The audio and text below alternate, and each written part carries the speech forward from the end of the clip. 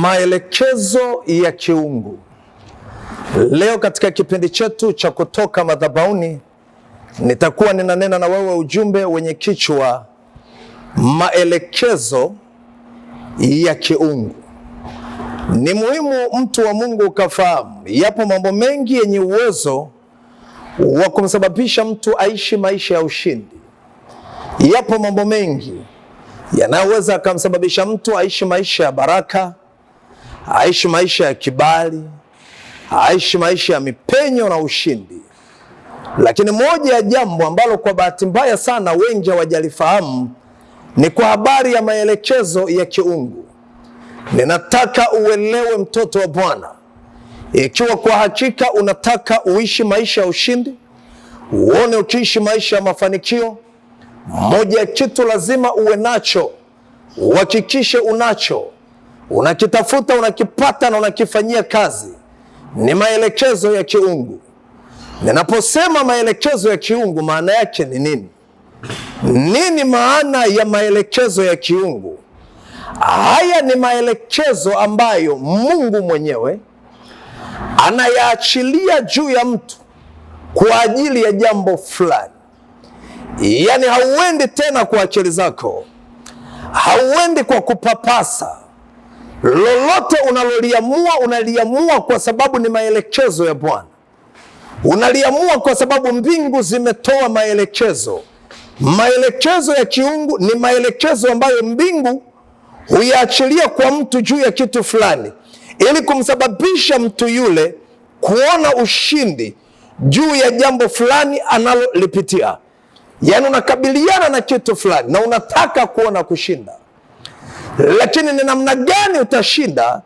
Kuna maelekezo ya kiungu yanakuja kwako, la nini ufanye, na ukifanya utaona kushinda. Maelekezo ya kiungu. Na nataka nikwambie, watu wengi kwa nini hawaoni kufanikiwa? Kwa nini wanakutana na vitu na hawaoni kushinda? Ni kwa sababu lolote wanalokutana nalo wanalikabili kwa ufahamu wao, wanalikabili kwa akili zao, ama la watalikabili kwa kuiga wengine walifanyaje. Ninataka wewe utoke hapo leo, nataka upate kitu tunaita divine instructions. Maelekezo ya kiungu ndio kila kitu, mtu wa Mungu. Unataka kuona unaishi maisha ya ushindi, unataka kuona unasogea kwenye maisha yako, ni lazima uwe mwanaume, uwe mwanamke ambaye lolote unalolifanya unalifanya kwa sababu umepokea maelekezo ya kiungu. Na unapofanyia kazi yale maelekezo, ninakuhakikishia utashinda tu. Biblia imeendelea kutuonyesha tena na tena waliotangulia nyakati za Biblia. Kwa nini walishinda? Ni kwa sababu walifanya maisha yao, waliishi kwa maelekezo ya kiungu. Watu hawakufanya vitu kwa akili zao, hawakufanya vitu kwa sababu tu wameamua kufanya. No, hapana. Walifanya vitu baada ya kupokea maelekezo kutoka kwa Bwana. Mkumbuke Musa, maandiko yanasema anawatoa wana wa Israeli Misri, na akiwa kwenye safari ya kuelekea Kanaani, maandiko yanasema wanakutana na bahari ya Shamu. Na wanapopanga pale, maandiko yanasema baada ya siku kadhaa, Farao anagairi, anachukua majeshi yake, anawafuata tena wana wa Israeli apate kuwakamata, kuwarudisha tena utumwani. Walipogeuka nyuma, neno la Mungu linasema Farao na majeshi wanakuja, lakini mbele kuna bahari ya Shamu. Nini kiliwapa kuvuka? Maelekezo ya Mungu. Mungu alinena na Musa afanye nini? Mungu alitoa maelekezo kwa Musa afanye nini? Na alipofanya kwa maelekezo ya Mungu, bahari iliacha njia, Israeli akapita, jeshi la Farao likazama. Kitakachokupa kuishi maisha ya ushindi, elewa, ni maelekezo ya kiungu, divine instructions. Na maana leo ni ombi langu kwa Mungu afungue masikio yako ya ndani, ili Mungu anaposema na wewe nini ufanye, upate kumsikia Mungu na ukatende sawasawa na maelekezo aliyoyaleta kwako. Kwa haraka haraka nitakuonyesha Wakati gani unahitaji divine instruction? Ni wakati gani unahitaji maelekezo ya kiungu? Mtu wa Mungu, napenda uelewe, zipo nyakati ambazo moja kwa moja utahitaji kupata maelekezo ya kiungu, na nitakupa haraka haraka maeneo manne. Yaani wakati wote ukikutana na haya mazingira manne, kitakachokuvusha, kitakachokupa kushinda ni maelekezo ya kiungu. Wanaovuka haya maeneo, wanaoshinda ni wanawake na wanaume ambao wamepata maelekezo ya kiungu. La kwanza, unaposhindwa kujua cha kufanya. Yaani kwenye maisha yako kuna nyakati utajikuta umekutana na jambo hivi na hujui ufanyeje. Yaani akili yako imefika mwisho. Unajaribu kuangalia labda kuna mtu anaweza akaleta msaada, unagundua hata unaozana ataleta msaada hawana majibu. Umefika kwenye situation juu ya jambo fulani, hujui cha kufanya. Ikifika mazingira hayo, mtu wa Mungu, elewa, unachohitaji ni maelekezo ya kiungu. Kutoka 14, angalia Kutoka 14 mstari wake ni wa 9 na kuendelea. Wana wa Israeli wamekwenda, wamekutana bahari ya Shamu, alafu Farao na jeshi lake anakuja nyuma yao. Wanapoanza kulia na kunung'unika, Musa anawaambia watu, turieni na mtaona Mungu atakachowafanyia leo. Alipowatuliza hao watu, ukweli ni kwamba hata yeye alikuwa hajui cha kufanya. Neno la Mungu linakuonyesha Musa anarudi kwenye maombi, lakini analia, hajui hata aombe nini. Soma sawasawa Biblia yako. Mungu alipojifunua kwa Musa alimwambia, mbona unanililia mimi, sio mbona unaomba. No, alikuwa analia kwa sababu amewabeba hawa watu, amewatoa Misri, anawapeleka Kanani, lakini anaona danger hawa watu kufa. Wakiamua kwenda mbele watakufa kwa maji, wakiamua kubaki jeshi la Farao linakuja. Musa alilia siku ile. Maandiko yanasema Mungu akamwambia, hapana kulia, inua fimbo iliyo mkononi mwako, inyoshe tu kwenye bahari, inyoshe kuelekea bahari, alafu waambie wana wa Israeli waendelee mbele. Utakaponyoosha Israeli akiwa anaendelea mbele kuifuata bahari, na wewe ukanyosha hiyo fimbo kwenye bahari, bahari itaacha njia. Musa akamwambia wana wa Israeli, endeleeni mbele. Aliponyosha ile fimbo, bahari ikaacha njia na Israeli akapita katikati. Maji huku, Israeli akapita katikati. Na jeshi la Farao lilipoona Israeli anapita, na lenyewe likaingia. Israeli alipomaliza kuvuka, Mungu anamwambiaje Musa? Inua tena hiyo fimbo kuelekea bahari, ili maji yarudi yameze jeshi la Farao. Na ikawa hivyo. Hakujua afanyeje, lakini katika majira hajui afanyeje, maelekezo ya Mungu yalikuja na yakampa kushinda. Mtu wa Mungu, najua labda ninapoongea sasa, labda ni siku kadhaa zijazo, utakutana na jambo na utafika akili yako haijui ufanyaje tena.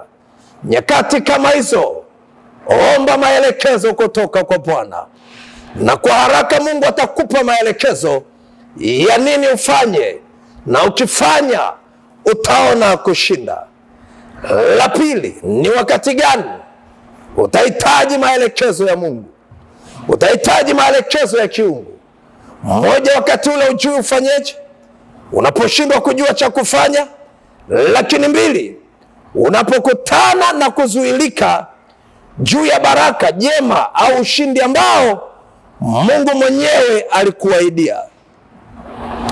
Unapokutana na kuzuilika, una uhakika kabisa baraka hii ni Mungu alinisemesha, jambo hili ni Mungu alinisemesha, lakini mbona nimekutana na kuzuilika?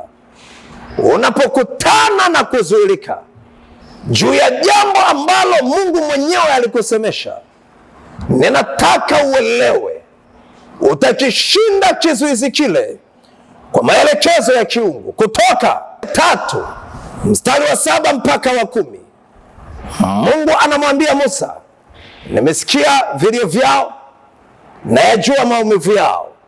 Nimeshuka ili niwatoe mahali pa mateso Misri, niwapeleke mahali pa baraka yao Kanaani.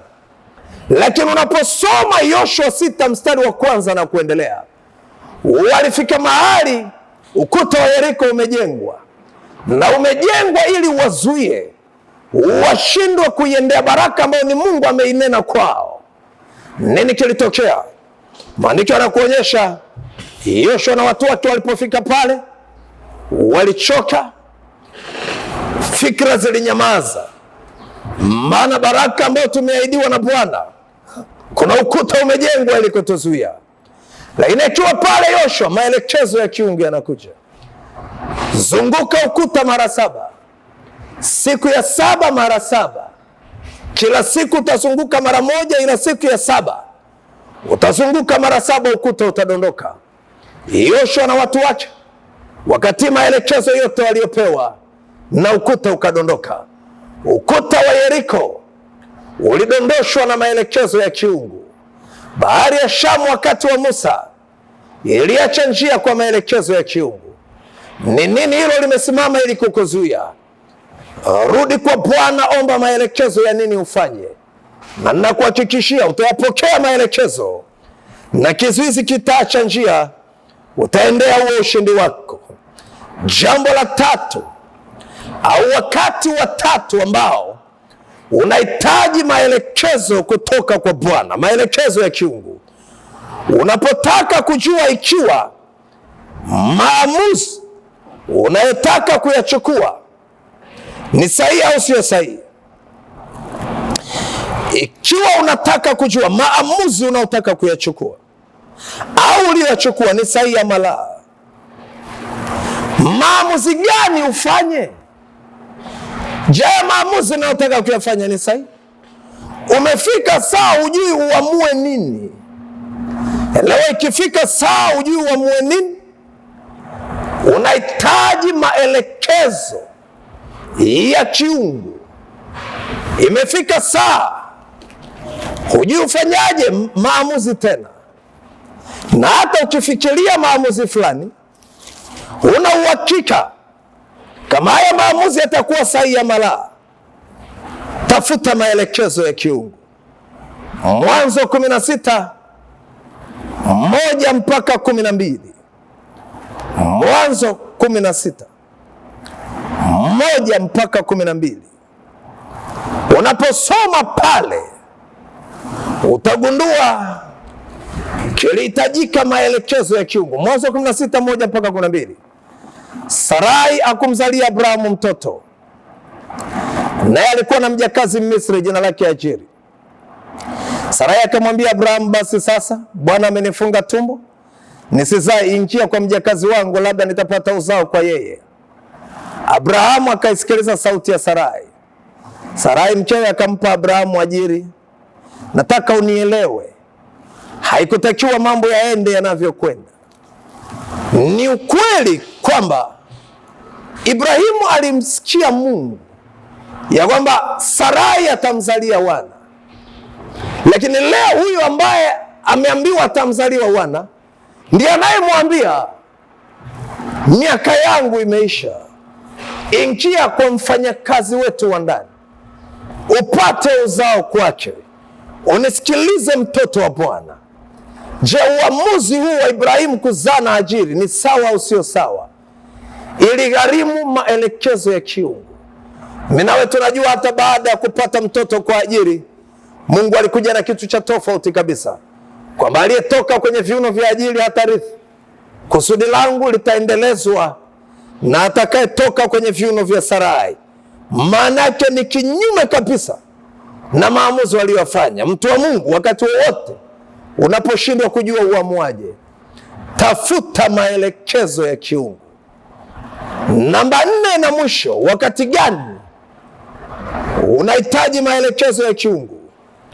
Unapotaka kujua jinsi ya kutoka kwenye tatizo, unapotaka kujua jinsi ya kutatua tatizo fulani, unataka kuona unatokaje kwenye tatizo hilo, unataka kutatua tatizo fulani, unafanyaje? Tafuta maelekezo ya kiungu.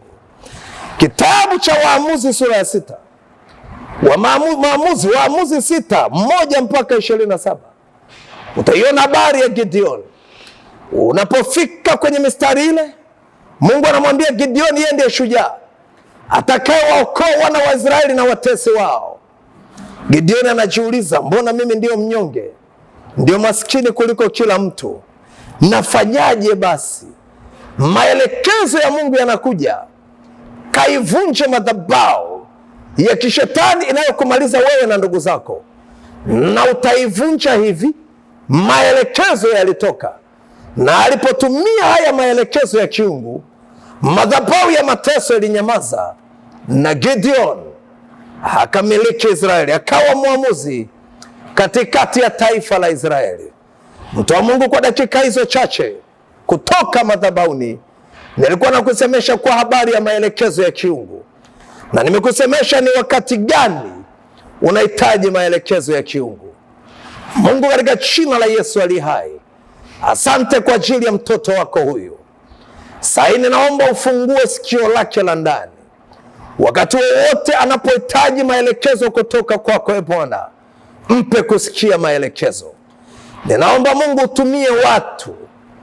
tumia watu kuleta maelekezo kwake. Mtembelee kwa ndoto na maono wakati wote anapohitaji maelekezo kutoka kwako, katika jina la Yesu Kristo wa Nazareti aliye hai. Amen, tena amen.